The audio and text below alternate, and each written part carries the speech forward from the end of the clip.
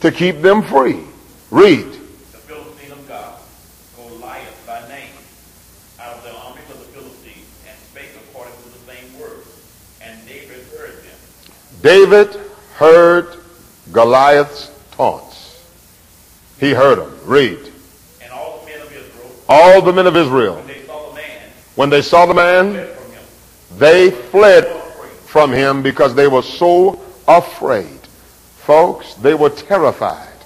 Now here's a boy going up to see his king leading the armies of Israel, the armies of God, in battle against the heathen that God said, you are destined to drive out of the land. And this boy witnesses the armies of God on the run. He witnesses their fear. Their fear he witnesses. And then he witnesses this giant who is defying, taunting, and ranking the armies of the living God. And he's upset. He's upset. He won't stand for it. Folks, all Israel is scared and David's not. Isn't that amazing? Did God have the right choice? Amen. God looks not on the what? Outward man, but the inward man of the heart, chapter 16. So God made the right choice. Folks, all we got to do is wait and watch, and we'll always see that God always makes the right choice in people. Rejected by all, but accepted by God, and time proved that God made the right choice. Amen. Eliab was right there. Okay? The other two brothers were right there. Wow. The one that Samuel said, surely this must be the Lord's anointed, was on the run with the rest of them. Amen. Whoa, let me get out of here. I mean, they saw him. And can you imagine them taking off running and the boy standing there dismayed, wondering what's going on. If you run, we're going to be slaves. If you run, our destiny stops right here. We are destined to conquer this whole land, and you're on the run? You mean to tell me that this giant is going to cause the Philistines to reign over us and we be their slaves? Send out a champion. David hears it. Now watch how fear talks, folks. Watch how fear talks. I'd like you to drop down to verse 28. 28. Verse 28. What does 28 say? Eliab, his oldest brother, heard David talking about, hey, let's don't let this happen. What's going on here? I want to fight him. He hears that. Read. Eliab's anger was kindled against David. Hey, this is what fear does. His brother is scared. And he said, his big brother is scared. His oldest brother is scared. Therefore, little brother, you ought to be afraid too. If I can't do it, you can't do it either. How many times have you come up with a great suggestion in a business meeting? I don't even have to go any further, do I? You all get the picture, right? I mean, brother, I can't. Brother, we tried it before. Okay? Well, brother, you're not me. Amen? Brother, you're not him. You're not this new face.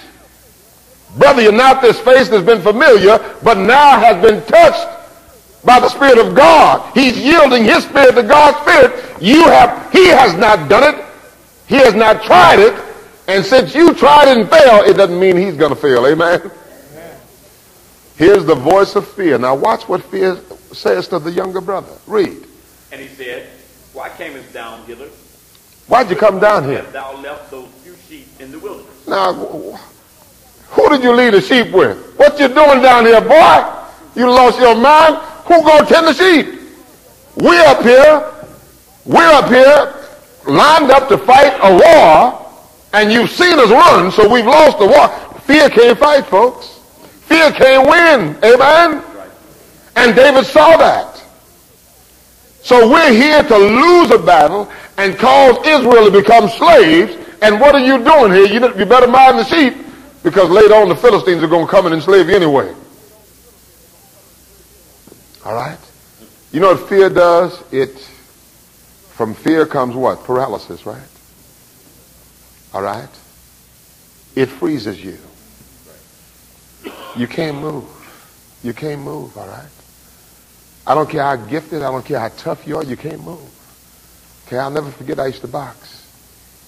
And I was light heavyweight champ. They put me in there with a big old heavyweight. Okay? Just exhibition. And this guy, every punch he threw, okay, felt like a donkey kicking me. Okay? Okay, 2 donkeys kicking me. I ran behind the referee. Okay? I faked and ran to this corner and then that corner.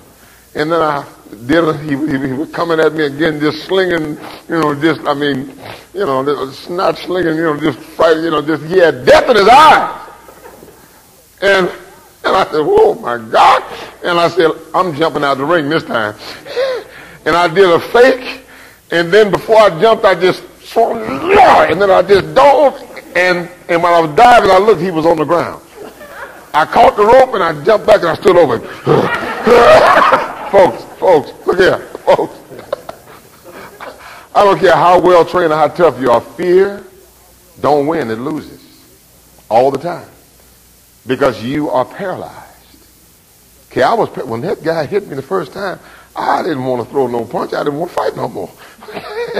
Okay? Now, to this day, he don't know that. He thought it was all part of the plan. That's what I told him. Afterwards. But folks, fear does that to you. Read on. I know thy pride. I know your pride. And the naughtiness of thine heart. Folks, in the Revised Standard it says, I know your conceitedness. You are conceited. You brash little conceited brat, you. I know it. You're not here for the right reasons. You don't have the right intentions in mind. How many times have you been accused of that, folks, when you want to do something different that the brothers have never done before? How about it, folks? How many times have they fought you on your intentions? Who do you think you are? Brothers, I believe we could do it. We've all tried it. Who do you think you are? All right? If you were immersed in fear, the try that you did, the efforts that you made were half efforts. All right? They were not earnest. You won't admit that to me. And if I told you that, you might hit me physically. Like I've seen some brothers do. I've seen brothers hit each other. Did you know that? With the fist. Okay? And go outside and grab something and say, now come on. Okay? Folks, but that's what fear will do. Fear. He calls him what? Conceited. And he says he has a wicked heart. Here is a man after God's own heart being accused of having a wicked heart. Here is a man of God's choice being accused of what? Having a wicked heart and being conceited. All right? Folks, what I like about David, he was not God's choice. I'm sorry, he was not man's choice, but God's choice. And since he was God's choice, he worked for God no matter what people felt. The next verse he says, read. David said, what have I now done? What have I now done? Is there not a call? Read. And he turned from him toward another. He turned from him to another and said, you tell me, okay? Now watch, folks. After the former manner. His brother accuses him of having the wrong motives.